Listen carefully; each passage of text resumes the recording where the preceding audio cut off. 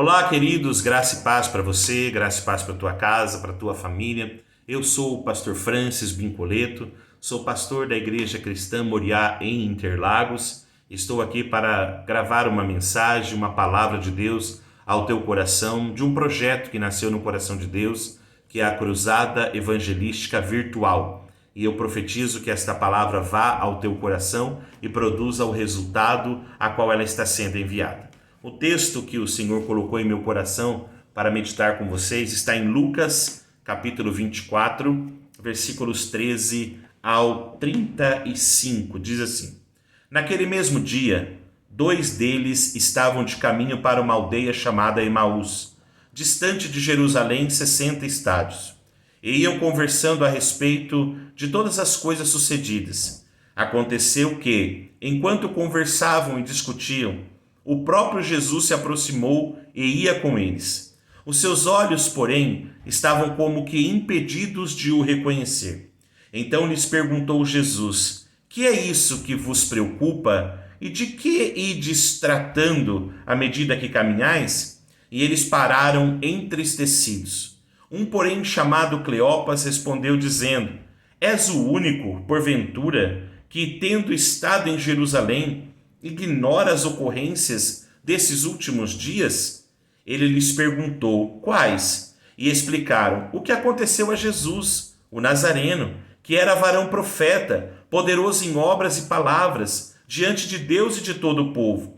E como os principais sacerdotes e as nossas autoridades o entregaram para ser condenado à morte e o crucificaram. Ora, nós esperávamos que fosse ele quem havia de redimir a Israel. Mas depois de tudo isso, e já este é o terceiro dia desde que tais coisas sucederam. É verdade também que algumas mulheres, das que conosco estavam, nos surpreenderam tendo ido de madrugada ao túmulo, e não achando o corpo de Jesus, voltaram dizendo terem tido uma visão de anjos, os quais afirmam que ele vive. De fato, alguns dos nossos foram ao sepulcro e verificaram a exatidão dos que disseram as mulheres, mas não o viram. Então lhes disse Jesus: Ó nécios e tardos de coração, para crer tudo o que os profetas disseram. Porventura não convinha que o Cristo padecesse e entrasse na sua glória? E começando por Moisés, discorrendo por todos os profetas, expunha-lhes a que a seu respeito constava em todas as Escrituras. Quando se aproximavam da aldeia para onde iam, fez ele menção de passar adiante. Mas eles o constrangeram, dizendo: Fica conosco, porque é tarde, o dia já declina. E entrou para ficar com eles. E aconteceu que, quando estavam à mesa, tomando ele o pão, abençoou-o e, tendo-o partido, lhes deu. Então se lhes abriram os olhos e o reconheceram, mas ele desapareceu da presença deles.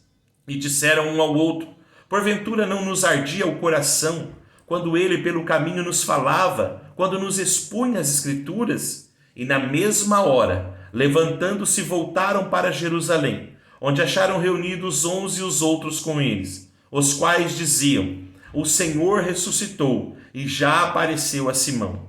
Então os dois contaram o que lhes acontecera no caminho e como fora por eles reconhecido no partir do pão. Glória a Deus por esta palavra. Queridos, nós sabemos que o plano da salvação de Jesus era que na cruz do Calvário ele se entregasse para que nós tivéssemos vida e vida em abundância. Eu não sei se você é cristão, já ouviu esta palavra, ou vai ouvir, ou nunca ouviu uma palavra que consta na Bíblia. Mas aqui nesse texto, Jesus havia sido crucificado.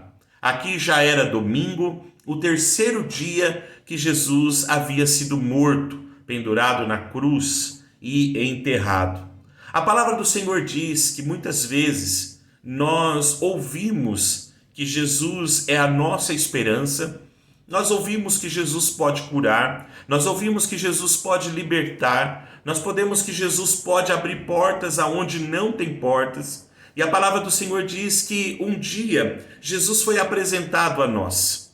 Mas talvez você tenha ouvido em algum momento de um Jesus que podia só dar coisas materiais ou físicas para você, quando na verdade Jesus veio para colocar o reino de Deus. Jesus veio para cumprir o que estava na palavra de Deus no Velho Testamento, entregar a sua vida para que nós tivéssemos vida e essa vida em abundância. A palavra do Senhor aqui diz que 2 discípulos, ou seja, se eles eram discípulos, eles já conheciam Jesus, eles já tinham andado com Jesus. Eram 3 anos e meio que Jesus estava fazendo a sua obra, que Jesus estava perdoando pecados, que Jesus estava curando os enfermos, dando vista aos cegos, coxos andavam e principalmente Jesus estava colocando, inaugurando, mostrando a eles, ensinando a eles o que era a respeito do reino dos céus. Porque na verdade essa vida aqui passará, um dia nós todos morreremos, mas onde nós vamos passar a eternidade? Jesus veio inaugurar esse tempo, Jesus veio mostrar isso para nós. E eles creram em Jesus, eles ouviam a palavra de Jesus, eles entendiam que Jesus poderia ser o seu libertador, aquele que poderia curar as suas dores, aquele que poderia curar e completar o vazio das nossas almas, aquele buraco que às vezes está nos nossos corações. E talvez para você também foi apresentado Jesus assim. E você percebe aqui que nós lemos que eles voltam para Emaús, ou seja, eles não ficam no lugar de onde Jesus mandou e ordenou que eles ficassem. A ordem de Jesus era: olha, fiquem em Jerusalém, até que do alto sejam revestidos de poder. Mas às vezes, o 3º dia, ele estava enterrado, já não dava mais para esperar. Já não dava mais para colocar toda aquela esperança em Jesus. Os planos deles estavam frustrados porque eles achavam isso. Os planos para eles, que eles tinham feito sobre Jesus, não estavam sendo atendidos. E muitas vezes nós nos encontramos assim, frustrados, porque nós colocamos em Jesus toda as nossas dúvidas, incertezas, e glória a Deus por isso. Mas Jesus nunca nos prometeu dar aquilo que nós desejássemos. Jesus prometeu prover todas as nossas necessidades. Eles estavam frustrados. Eles deixam o lugar da adoração. Eles deixam o lugar onde Jesus mandou que eles deixassem. Eles deixam Jerusalém e vão para Emaús, uma aldeia que estava distante de Jerusalém cerca de 11 ou 12 quilômetros. E ali no meio do caminho, como nós lemos, a palavra do Senhor diz que os olhos deles estavam como que impedidos. E muitas vezes nós estamos assim, com os nossos olhos tampados, com os nossos olhos impedidos de ver que Jesus caminha conosco. Ele diz na sua palavra, em Salmos 23, versículo 4, ainda que eu ande pelo vale da sombra da morte, eu não temerei mal algum, porque Jesus está comigo. Em outra das suas promessas da Bíblia, ele diz: eu sempre estarei com vocês e nunca os abandonarei. Eis que eu estarei convosco todos os dias da sua vida. Então, na luta, na dor, nessa pandemia, nas incertezas da vida, Jesus passa conosco. Se você for pai ou mãe, você sabe, quando um filho está doente, você passa com eles, mas a dor está no filho. Assim também somos nós. Eles estavam como que impedidos, mas Jesus caminhava com eles. Quantas vezes você está com os olhos impedidos de ver Jesus, mas Ele está caminhando com você? Ele caminha no seu dia a dia. Ele está caminhando com você. Talvez você não o conheça, talvez você nunca ouviu falar dele, mas Ele está caminhando com eles. Agora Jesus havia ressuscitado e eles estavam indo embora. E Jesus disse: não, eu vou atrás de vocês. Eu vou para onde vocês estão. Eu vou te explicar mais uma vez. Eu não vou te deixar frustrado. Eu não vou te deixar abatido. A palavra do Senhor diz então que eles estavam conversando, eles estavam tratando das suas tristezas, das suas angústias. Era Ele que ia redimir Israel, era Ele que ia nos tirar do domínio de Roma, era Ele que ia nos ajudar. Jesus disse: do que vocês estão conversando? Eles disseram tudo isso para Jesus. Mas, queridos, Jesus então, ele vai dizer para eles: olha, vocês não lembram das palavras? E eu queria falar isso para você neste dia. Você não lembra da palavra que um dia Jesus te disse? Você não lembra das palavras que Jesus te falou, seja na igreja, seja num culto, seja através de um profeta, de um amigo, de um rádio ou de uma estação de TV?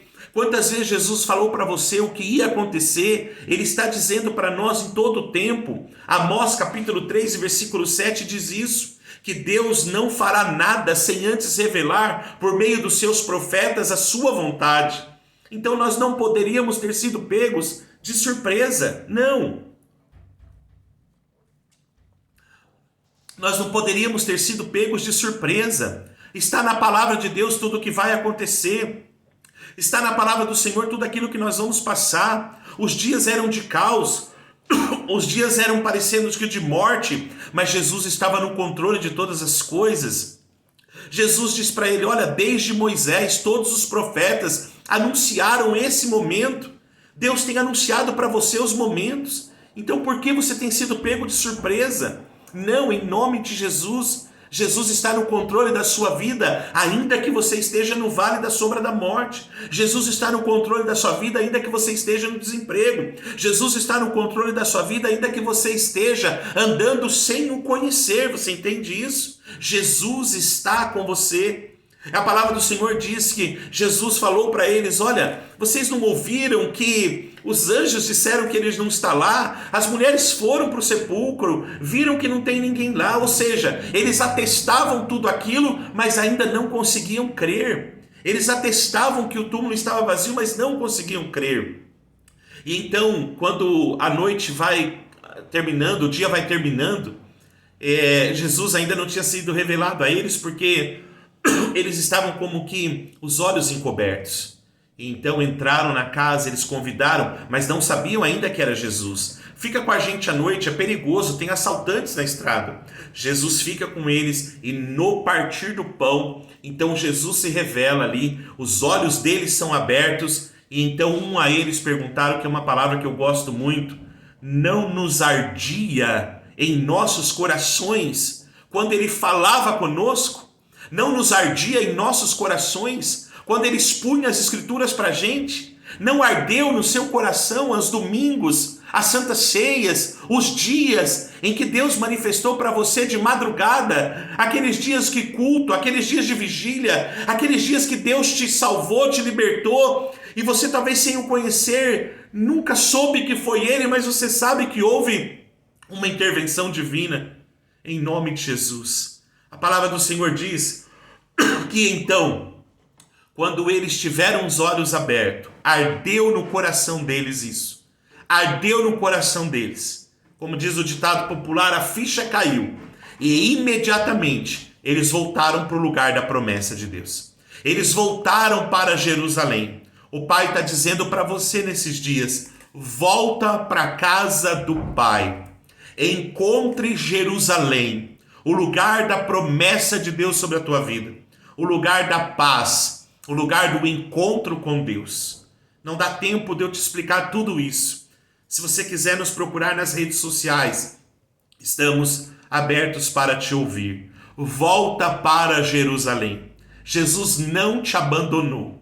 Talvez essa frustração que você está é porque você não se atentou daquilo que ele estava falando todos os dias e você achou que talvez aquilo não pudesse acontecer. Mas o amor de Jesus foi atrás daqueles discípulos. O amor de Deus está procurando você nesses últimos dias. O amor de Deus está procurando por você. Que Deus te abençoe com esta palavra. Que você produza frutos através desta palavra. Eu oro para que onde esta palavra chegar, você seja abençoado. Deus te abençoe em nome de Jesus.